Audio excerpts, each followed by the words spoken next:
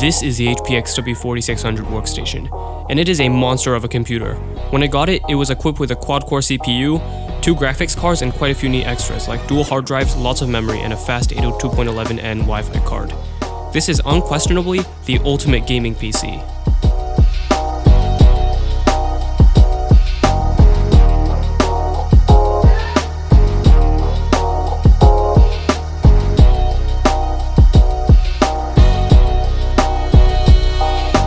However, this is a workstation that was released in 2008, and despite the fact that it was a mid to high-end rig back in its day, it's been 12 years.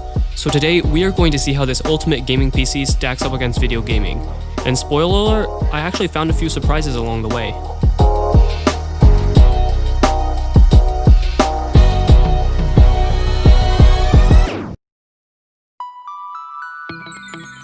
Before we actually start playing games, let's talk about this computer. I put up the specs of this PC in the last section, but I do want to say beforehand that this was not the factory configuration. The original owner of this computer told me that he had added the second GPU, hard drive, and Wi-Fi card, as well as upgrading the memory. I assume he added the extra 4GB of memory to complement the factory installed 2GB. With that out of the way, let me introduce my testing platform. I will be using Windows 10 version 1909 with the latest NVIDIA driver, which is version 342. My games are mostly free offers from the Epic Games Store, and I'm running them off of the hard drive that normally runs in my main PC. So let's play some games.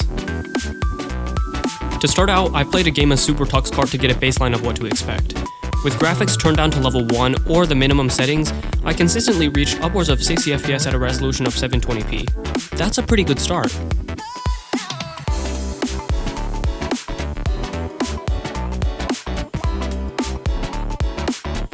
Next, I fired up Minecraft version 1.16.1. This isn't a game known for being too graphically intensive, so I expected to get a decent experience.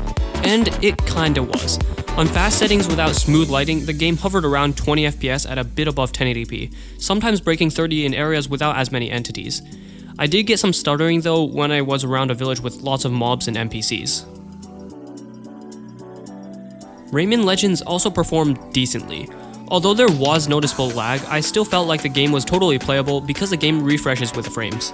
Sometimes the PC was able to hit 60 FPS, but mostly it stayed around the high 40s at 1080p. After those relative successes, I decided to give Batman Arkham Asylum a go. Unfortunately, I couldn't get the FPS counter working with this game, but at 1920 by 1200 low settings, I found that the game was barely playable, estimating frame rates to be around 20. It was a bit difficult to play at those frame rates, and I found myself taking more damage than I wanted on this level as a result. Assassin's Creed 2 was even worse. At the lowest settings at 1920 by 1200, I found the game to be almost unplayable. I was able to run around and jump across buildings, but when it came to fighting enemies, I took a lot of damage due to lag. With the next game, Cube 2, I wasn't really surprised at what happened. I really liked this game's effects when I played it on my main PC, but I knew that the aging HP workstation wouldn't be able to do anything near that. Even with the effects turned down all the way, this game was completely unplayable at 1920 by 1200.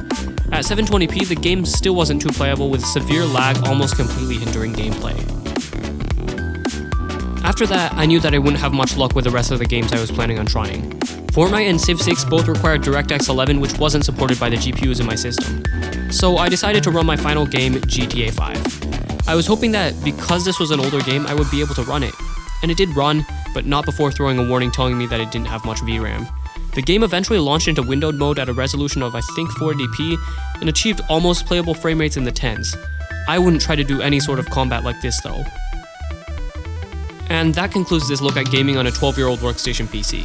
What did we learn today? Well, I guess I can safely say that machines of this era are probably better for playing low-resource roguelike games like Spelunky Classic. But it was very fun to watch this computer struggle to render frames. If you want to see more of this PC, I have pictures of it on my archive website, which I'll link below. I'll be putting up some game footage at the end of this video, but for now, this will be it. Thank you for watching, and I will see you in the next episode of Tiger Steve Tech.